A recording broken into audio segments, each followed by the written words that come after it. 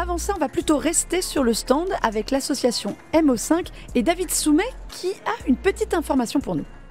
Bonjour David. Bonjour. C'est un stand incontournable, je peux vous le dire. On l'espère, on fait tout beau en tout cas. Voilà, ensemble de vieilles consoles. Comment vous les choisissez, les consoles que vous montrez ici? Principalement à l'affect, effectivement. Ouais, le but c'est d'avoir la Madeleine de Proust pour tout le monde.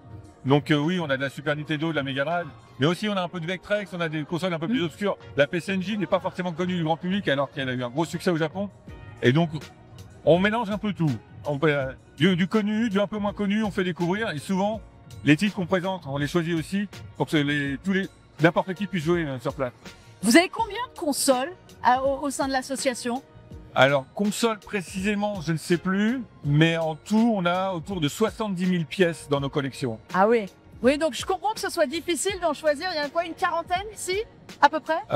Oui, c'est ça, à peu près 40, effectivement. Donc en effet. Et sur les jeux, en effet, on voit qu'il y a beaucoup de jeux. C'est pareil, vous les choisissez à l'affect? À l'affect, les jeux un peu mal connus aussi. Pareil, on fait un petit mélange des deux pour que les gens puissent découvrir aussi des jeux qu'ils ne connaissent pas, des licences inconnues. Alors, justement, parlez-nous de cette association MO5 dans le milieu du jeu vidéo. Les fans de consoles connaissent bien, mais le grand public vous connaît peut-être pas. C'est quoi le but de l'association? Le but de l'association, c'est de faire un musée des vidéoludiques sur le numérique. Et donc, à cette occasion, on va ouvrir en décembre. La date n'est pas encore arrêtée, mais bientôt. On est sur les dernières signatures de papier. Donc, début décembre, on ouvre sur Paris un musée du jeu vidéo d'à peu près 1200, 1300 mètres carrés. Un vrai musée du jeu vidéo physique où on pourra venir voir les consoles de près. Ouais, on pourra venir voir les consoles de près, on pourra voir les réparer. Il y a des ateliers, tout est prévu. Et une activité de musée, comme on fait finalement quelque part en off depuis plus de 22 ans. C'était important d'avoir ce lieu physique pour vous? C'est indispensable. Le jeu vidéo, entre autres, mais le numérique en général, c'est un média de masse. Et le but, c'est de montrer au grand public ce que c'était dans les conditions d'époque. Là, vous voyez, on a une quarantaine de postes, mais c'est du tube. C'est les consoles dans leur flux, c'est les télés de l'époque. Les télés de l'époque, les télés de l'époque, oui. Important, les télés de l'époque.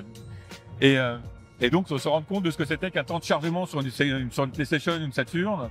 Et jouer. Le premier Rayman, savoir que le premier Rayman est sorti sur Jaguar, une console qui a floppé totalement. Ah mais ça, c'est sûr que oui, la Jaguar, on ne pensait pas qu'il en restait, vous en avez une. Ça, c'est assez impressionnant. Oui, un peu plus, je me doute bien. On est d'accord que c'est un musée qui est voué à perdurer, c'est pas un musée temporaire. C'est un musée qui est voué à perdurer et à évoluer dans le temps, effectivement. Alors aujourd'hui, on a tendance à parler beaucoup de cloud gaming, de fin de la guerre des consoles. Pour vous, fin de la guerre des consoles, ça veut dire qu'il y aura moins de choix. Vous y croyez ou pas? Oh, c'est un vaste sujet là. C'est les dernières générations, effectivement, c'est un peu compliqué.